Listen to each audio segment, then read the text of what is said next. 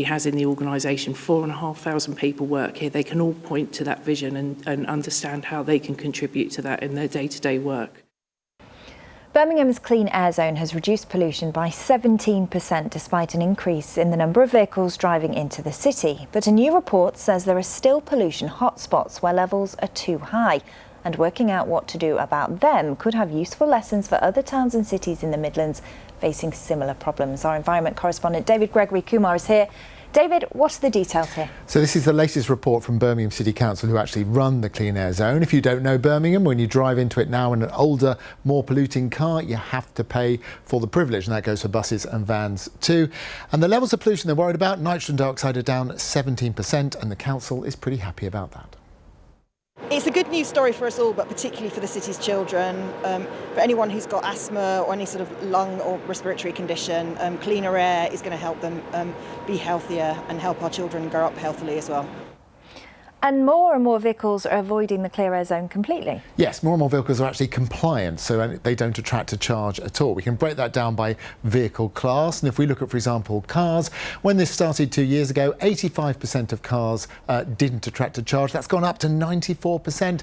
And it's the same for everything else. So light goods vehicles, man with a van, 69% up to 86%. Heavy goods vehicles, very high compliance there. And buses, well, we've had to add in a decimal point, 99.3% up 2 years later to 99.4%, but we'll come back to buses.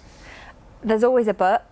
There are these hotspots. Exactly. What this has revealed as pollution levels have dropped around the city is there are hotspots. Let's have a look at one of them. This is Birmingham Moor Street, which is a railway station. If you don't know this particular road up here, it is full of buses. It's got bus gates at either end. And despite the fact that so many of them are compliant, it seems that they are causing a pollution hotspot. If we move on to another location, this is St Chad's, which is the Catholic Cathedral.